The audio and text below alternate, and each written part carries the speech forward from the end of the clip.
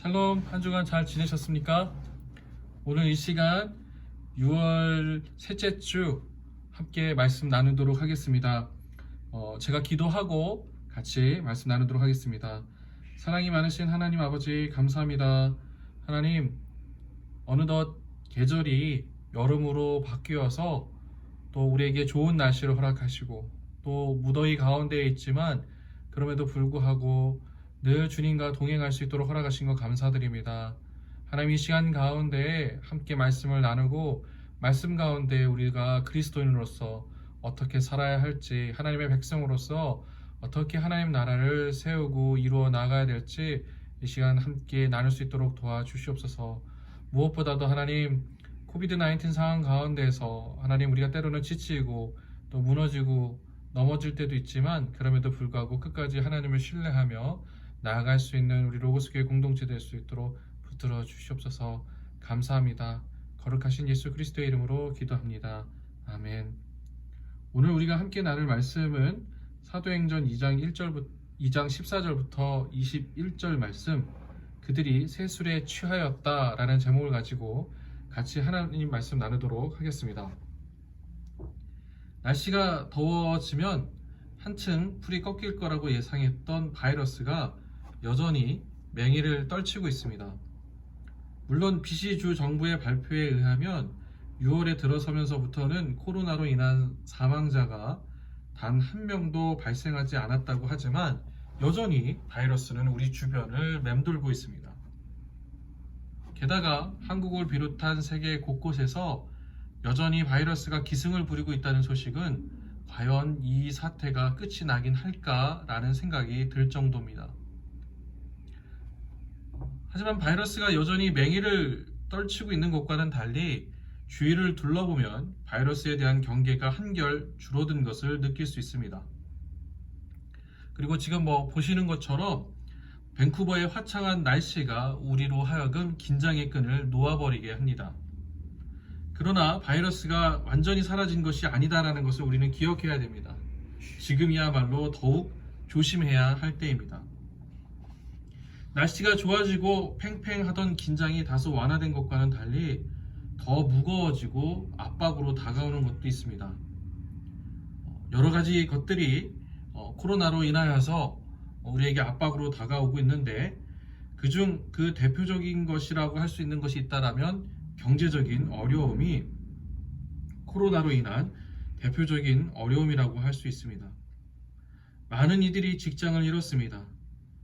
물론 지금 이제 벌써 수개월이 지났기 때문에 다시 출근을 하고 있는 분들도 있긴 하지만 코비드-19 이전과 비교하면 이렇게 출근해서는 렌트비하고 생활비를 감당하기에는 턱없이 부족한 금액입니다. 감사하게도 캐나다 정부는 바이러스로 인하여서 직장을 잃은 이들의 생활을 위해서 CERB를 8주 더 연장하기로 했습니다. 이러한 조치는 경제적인 어려움을 당하는 이들에게 어느 정도 숨통을 트이게 할 것입니다. 하지만 이런 좋은 소식에도 불구하고 이러한 조치를 그저 이렇게 즐겁게 또 반갑게 바라보지 않는 시선도 있다는 것을 우리가 발견할 수 있는데요. 코비드-19 상황 속에서 감염의 우려를 무릅쓰고 출근하지만 정부로부터 아무런 혜택을 받지 못하는 분들의 경우에는 아무래도 CERB에 대해서 바라보는 시선이 그리 유쾌하게 바라볼 수는 없겠죠. 게다가 주변에서 CERB를 부정수급하고 있는 것을 목격하거나 또 그런 부정수급에 대한 이야기를 듣게 된다면 굉장히 이 CERB에 대해서 불편한 생각이 들 것입니다. 얼마 전 저도 제 지인에게서 이런 이야기를 들었는데요. 이분이 저에게 이런 얘기를 하시더라고요. 나는 힘들게 일해서 세금을 내고 있는데 아무런 혜택을 받지도 못하고 있다. 결국 이 상황이 끝나고 나면 아무런 혜택을 못 받는 것을 또 떠나서 각종 세금이 엄청나게 올라서 더 힘들어지게 될 것이다. 제가 이런 이야기를 하셨어요. 그 이야기를 들으면서 저도 어느 정도 동의가 되더라고요. 불과 몇 개월 전에 밴쿠버 지역의 기름값이 한창 치솟았을 때 차를 타는 것이 부담스러울 정도로 힘들었던 생각이 나니까, 만약 이 상황이 끝나고 나서 세금이 이렇게 많이 오르게 된다고 한다면 참 힘들겠다, 이런 생각이 들었습니다. 그러니까 결국 종합적으로 놓고 볼 때 이 코비드 19의 상황이 우리의 마음을 더욱더 이렇게 각박하게, 여유가 없게 만들고 있다는 것이죠. 일례로 길에서 친밀하게 우리가 지나갈 때 이렇게 하이 헬로우 하고 이렇게 지나가는데, 그런 사람들이 이제는 길에서 만나면 나는 이쪽으로 가려고 하는데 너는 어느 쪽으로 갈 것인가, 이렇게 서로 상대방을 어떻게 피할 수 있을까라는 고민을 하는 것도 고민을 그렇게 하게 됩니다. 또 이렇게 백인 청년들이 우르르 몰려있는 길을 걸을 때라면 혹시라도 이렇게 길을 지나가다가 그들로부터 어떤 해코지를 당하는 것이 아닐까라고 긴장하는 모습 역시도 발견하게 됩니다. 그러니까 코비드 19 상황으로 인해서 이런 여러 가지 압박들이 우리 사회의 수면 아래에 있었던 문제들을 많이 끄집어 올렸다는 거죠. 인종차별과 전염병, 이런 수많은, 그것으로 인하여서 벌어지는 수많은 문제들이 우리 주변에서 우리를 호시탄탄 노리고 있습니다. 자, 그렇다면 이런 현실 속에서 우리네 그리스도인들은 어떻게 살아가야 할까요? 우리도 마냥 이렇게 나를 세우면서 이것이 옳다, 저것이 옳다라고 생각하고 판단하고 판결해야 하는 걸까요? 하나님은 이런 세상 가운데서 교회된 우리가 어떻게 하나님의 나라를 세우기를 또 원하시는 것일까요? 오늘 본문 가운데에서 본문을 함께 읽고 생각해 보면서 하나님께서 우리를 통해서, 교회된 우리를 통해서 이 세상 가운데 우리가 무엇을 하기를 원하시는지, 또 어떻게 살아야 되는지 발견하는 시간이 되기를 소망합니다. 오늘 본문의 앞부분에 해당하는 사도행전 2장 1절부터 13절을 보면 성령이 임재했을 때 제자들이 어떻게 느끼고 반응했는지가 나옵니다. 그래서 그 성령이 임재하고 역사했었을 때 어떻게 묘사를 하고 있냐면, 불의 혀가 갈라지는 것처럼 불이라 묘사된 성령이 제자들에게 임했을 때 그들이 지중해 곳곳의 언어로 말하기 시작했다라고 이야기합니다. 자, 이렇게 제자들이 지중해 곳곳에 방언으로 말하는 것을 듣고 그곳에 있었던 많은 이들이 깜짝 놀랐습니다. 그런데 이 사도행전 2장을 계속 제가 묵상을 하면서 그 이전에는 눈여겨보고 있지 않다가 굉장히 좀 제 마음간에 와닿고 좀 새롭게 묵상이 되어지는 구절이 있었는데, 2장 11절을 보면 지중해 곳곳에서 온 이들이 제자들의 방언들을 알아듣고 있다라는 그 대목입니다. 이 구절이 본문을 묵상하던 제게 굉장히 크게 다가왔는데요. 왜 다가왔냐면, 사실 그 당시 예루살렘에는 유대인들이 대부분이었지만 외국인도 상당수 많았습니다. 그들은 대부분은 이제 이방인이었지만 유대교로 개종한 사람들이었죠. 그런데 우리가 한번 좀 생각을 해보면, 유대교로 개종해서 유월절을 지키기 위해서 예루살렘에 왔었지만 이들에게 있어서 유대인들이 드리는 그 예배가 잘 이렇게 드려졌을까요? 유대인들이 드리는 예배가 또 잘 들렸을까요? 사실 이런 문제들은 우리 주변에서도 흔히 볼 수 있죠.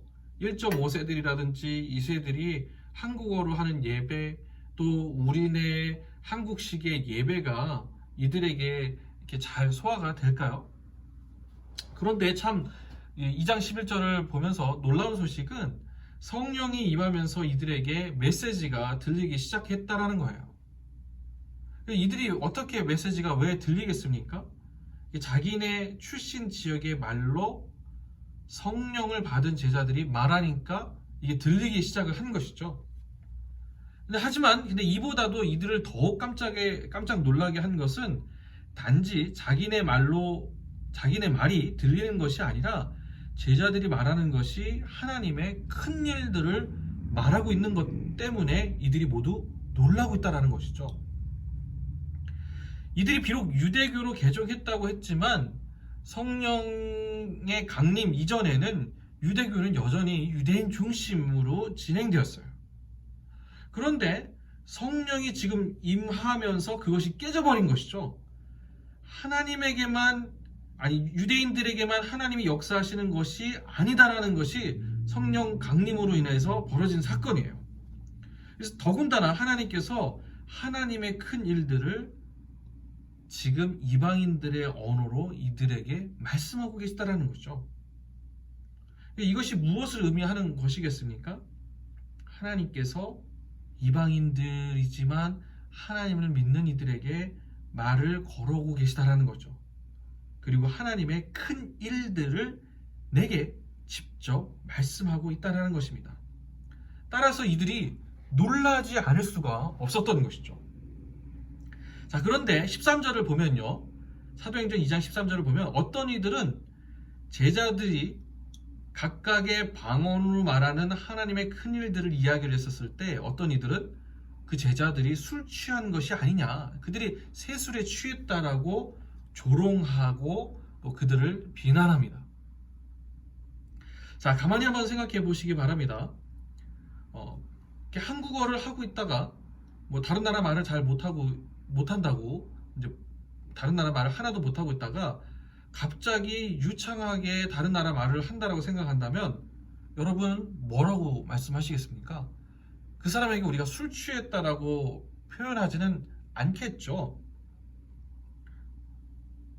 제가 갑자기 영어로 유창하게 이야기를 하면 아마 여러분들이 제게 술 취했다라고 말씀하지는 않을 겁니다.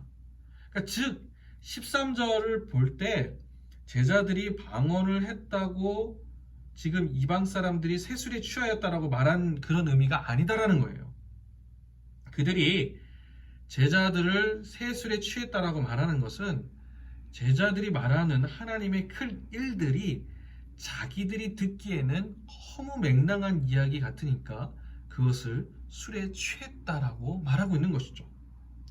예를 들어보면요, 얼마 전에 한국에서 전 국민에 대한 기본소득에 대한 이야기가 나왔습니다. 모든 국민에게 1인당 30만 원씩 지급하겠다. 이것을 정책으로 이렇게 제기해야 될 때가 왔다라고 얘기하는 이야기였죠. 근데 이런 이야기가 나오자마자 이곳저곳에서 허튼 소리 하지 말아라. 그 헛소리 하지 말아라. 이런 비판들도 쏟아져 나왔습니다. 오늘 본문에 빗대어서 이야기하자면 술에 취한 듯한 헛소리 하지 말라라는 것이죠. 그러니까 바로 이와 같습니다.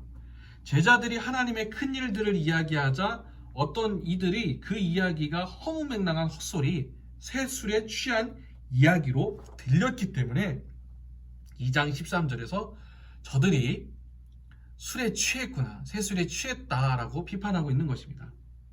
자, 그런데 진짜 우리가 주목해야 될 것은 무엇이냐면 그들이 들었던, 그들로 하여금 저들이 예수님의 제자들이 세술에 취했다라고 이제 할 수밖에 없었던 일들이 바로 하나님의 큰 일들인데, 자, 그렇다면 하나님의 큰 일들이 무엇이겠냐라는 거예요. 무엇이 하나님의 큰 일들이었기에 이방 사람들이 그 이야기를 듣고 저 사람들 봐라, 저 사람들 세술에 취했다라고 말했냐라는 거죠. 잠깐 한번 생각해 보시기 바랍니다. 생각하셨습니까? 제가 본문을 읽고 묵상하면서 하나님의 큰 일들이 무엇일까 하고 생각할 때 가장 먼저 생각난 것은 예수 그리스도였어요. 예수께서 이 세상에 오셔서 심판받을 수밖에 없는 이 세상의 모든 이들을 대신해서 십자가에 죽으셨습니다. 그로 인해서 우리가 하나님께 나아갈 수 있게 되었습니다. 화해가 이루어진 것이죠. 회복이 이루어진 것입니다. 당시 유대인들이라든지 당시 사람들의 생각에 하나님과 자신들이 쉽게 회복되지 않으리라 생각했습니다. 하나님은 자신들을 버렸고 그 결과 로마와 헤롯 가문들이 자신들을 지배하고 있다라고 생각했습니다. 그런데 지금 제자들이 말하는 하나님의 큰 일들을 들으니까 그 속에 어떤 내용들이 들어있어요? 깜짝 놀랄 만한 내용들이 들어있는 것이죠. 그것은 하나님께서 사람들을 향하신 메시지였고 화해의 메시지였고 사랑의 메시지였고 도저히 불가능할 것이라고 여겨지는 일들이었어요. 이제 다 끝났다. 이제 하나님으로부터 버림받았다. 우리가 아무리 예배한들 우리의 삶과 우리의 상황과 현실 속에서 우리가 다시 하나님과 화해하는 일은 없을 것이다. 하나님께서 우리를 회복하게 하시는 일은 없을 것이다 라고 했는데, 지금 이 하나님의 큰 일들이 선포되어지는 것을 보니까 예수 그리스도로 통하여서 회복되어졌다는 메시지가, 이것이 굉장히 이들에게 충격적으로 다가온 것이죠. 그것은 선물이었고, 또 그것을 각자의 언어로 듣게 되었을 때 사람들은 그것이 가능한 일이냐? 라고 조롱하면서 말하였던 것입니다. 이렇게 쉽게 이야기해서 누군가 우리의 카드빚을 청산해 준다라고, 그것도 아무런 조건 없이 청산해 준다라고 하면 여러분, 그것이 어떻게 들리겠습니까? 누군가에게는 굿 뉴스임이 분명하겠지만 어느 누군가에게는 그것이 술 취한 이의 헛소리같이 들리지 않겠습니까? 바로 그것입니다. 사람들이 놀랐습니다.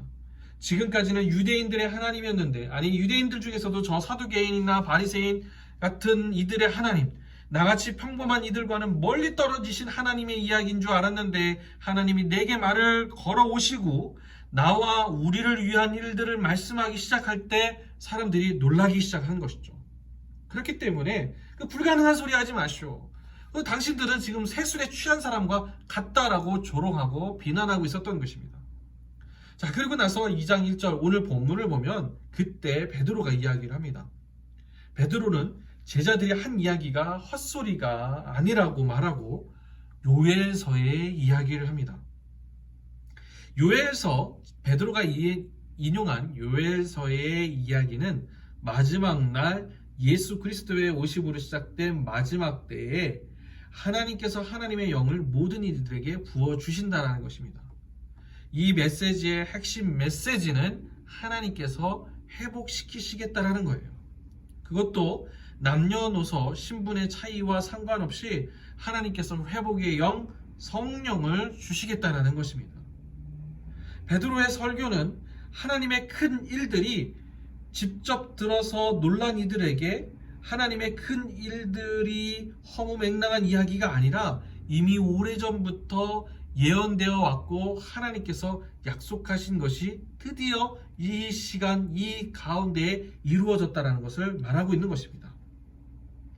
사실 사도행전 본문의 저자인 누가는 누가복음에서 예수께서 가난하고 연약한 이들을 깊이 사랑하시는 이야기를 많이 말하고 있습니다. 누가복음을 보면 예수님은 유대인들과 적대적인 관계에 있었던 사마리아 사람을 치유하고 회복하게 하십니다. 또 이웃에 대한 그 이야기는 어떻습니까? 이웃 이야기에 대한 그 주인공은 유대인의 원수인 사마리아 사람이 있지 않습니까? 또 삭개오 이야기는 어떻습니까?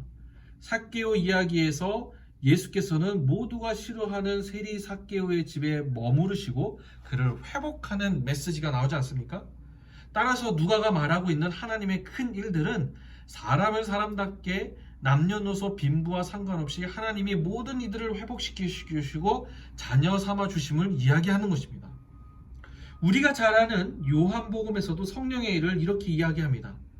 요한복음 14장 26절을 보면 성령께서는 예수께서 말씀하신 것과 행하신 것을 생각나게 하시고 우리가 어떻게 행해야 할지를 가르쳐 주시는 것이 성령의 일이라고 말합니다. 즉 사람을 사랑하는 것, 그래서 사람과 사람 사이의 관계가 회복되어지는 것, 하나님과 사람 사이의 관계가 회복되어지는 것, 그것이 하나님의 큰 일이라 할 수 있습니다. 베드로는 20절에서 하나님의 심판이 이르기 전에 하나님의 말씀대로 행하는 이들만이 생존을 위해 이 아기다툼하는 지옥과 같은 세상에서 건짐을 받을 것이라는 것으로 설교를 마무리합니다. 그렇다면 이 말씀이 우리에게 어떤 도전을 줍니까? 앞에서 우리가 지금 여러 가지로 위기를 맞고 있다라고 말씀드렸습니다. 생존을 위해서 우리가 아기다툼을 합니다. 위기가 다가오니까 어쩔 수 없이 내가 가장 우선시 되는 세상에 우리가 살고 있습니다. 교회가 왜 존재해야 하는지, 우리가 왜 모여야 하는지 의문점이 드는 시기입니다. 이때 교회된 우리, 성령이 내주하고 있는 우리에게 무엇이 필요하겠습니까? 하나님의 큰 일들을 행하는 것이 필요합니다. 이야, 저 사람들 봐라. 지금과 같은 위기 가운데서 바보 같은 행동하고 있네. 꼭 헛소리하는 사람들 같네. 저런 것은 불가능할 거야.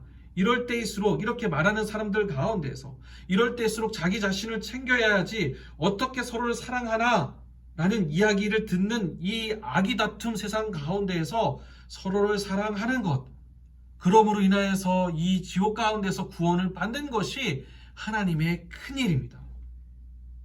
자, 그것이 구체적으로는 우리 삶 가운데 무엇이 되겠습니까? 어렵고 힘든 이들의 편에 서는 것이죠.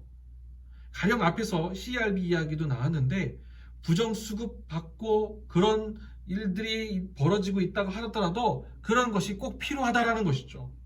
열심히 세금을 내는 것도 필요하고 부지런히 서로를 격려하고 돌보는 것도 필요해요. 숨을 쉴 수 없어 고통당하는 이들을 위해서 기도하고 그들의 목소리에 소리를 보태는 것도 필요합니다. 계속해서 당하는 것도 필요하고 꼭 술 취한 이마냥 이 어려운 시기에 저 사람은, 저 교회 공동체는 이상적인 이야기하고 있네 라는 소리를 듣는 것이 필요합니다. 그리고 그것을 우리의 삶으로 살아낼 때 그것이 마치 세술에 취한 것 같이 보이게 될 것이고, 그런 세술에 취한 것 같이 보이게 되는 그 삶이 지금 이 시대 가운데 우리에게 필요하다는 거죠. 즉 그렇게 하나님의 큰 일들이 우리 삶 가운데 이루어지게 됐을 때 우리가 어느 누구도 헤어져 나올 수 없는 이 지옥 가운데서 구원을 받을 것입니다. 우리 교회 공동체 모두 그런 공동체의 일원으로 살아가기를 간절히 주의 이름으로 축원합니다. 기도합니다. 기도하겠습니다. 하나님 아버지, 그렇습니다. 우리는 자꾸만 어떤 하나님을 통해서 능력 받음, 내가 힘을 키우고 내가 나 혼자만 잘 되는 것을 원하는데, 사실 하나님께서 우리에게 성령을 통해서 하시고자 원하시는 것은 우리 가운데의 화해, 그리고 하나님과 우리와의 화해, 무엇보다도 회복, 또 새 시대 가운데 이 악이 다툼하는 가운데에서 진정으로 인간답게 사는 것이 하나님께서 원하시고 기뻐하시는 하나님의 큰일이라는 것을 오늘 말씀을 통해서 알게 되었습니다. 누군가는 그런 것들이 불가능한 일이야, 그런 것들은 이루어질 수 없어, 그렇게 이야기하는 것은 꼭 술에 취한 사람 같아 라고 이야기할지언정, 우리는 그런 이야기를